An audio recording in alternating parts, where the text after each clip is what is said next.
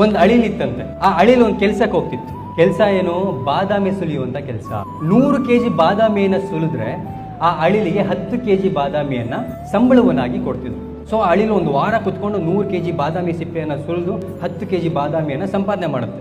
ಆಮೇಲೆ ಅದಕ್ಕೆ ಅನ್ಸುತ್ತೆ, ಇನ್ನೊಂದು 500 kg ಸುಲಿದ್ಬಿಡೋಣ, 50 kg ಸಿಗುತ್ತೆ, ಆರಾಮಾಗಿ ಒಂದು ವರ್ಷ ಇದ್ಬಿಡ್ಬೋದು ಆರಾಮಾಗಿ ಅಂತ ಹೇಳಿ 500 kg ಬಾದಾಮಿ ಸಿಪ್ಪೆಗಳನ್ನು ಕೂಡ ಒಂದು ತಿಂಗಳು ಕುತ್ಕೊಂಡು ಸುಲಿಯುತ್ತೆ. 500 kg ಸುಲಿದಾಗ ಎಷ್ಟು kg ಸಿಕ್ತು?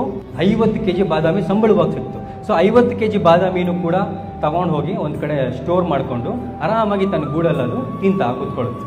1 ವಾರ ತಿನ್ನುತ್ತೆ, 2 ವಾರ ತಿನ್ನುತ್ತೆ, 3ನೇ ವಾರಕ್ಕೆ ಆಲ್ರೆಡಿ ಹಲ್ಲು ನೋವು ಶುರುವಾಗ್ಬಿಡುತ್ತೆ. ಯಾಕೆ ಅಂತ ನೋಡಿದಾಗ ಆ ಬಾದಾಮಿ ಸಿಪ್ಪೆಗಳನ್ನ ಸುಲಿದು ಅದ್ರ ಹಲ್ಲೆಲ್ಲ ಸೌದೋಗ್ಬಿಡುತ್ತೆ. ಅದೇನಂತ ಯೋಚನೆ ಮಾಡ್ತು, ಚೆನ್ನಾಗಿ ಸುಲಿದ್ಬಿಟ್ಟು ನಾಳೆ ಕುತ್ಕೊಂಡು ತಿಂತೀನಿ ಅಂತ ಯೋಚನೆ ಮಾಡ್ತು. ಇದೇ ಒಂದು ಪರಿಸ್ಥಿತಿಲಿ ಎಷ್ಟೋ ಜನ ಇದ್ದಾರೆ.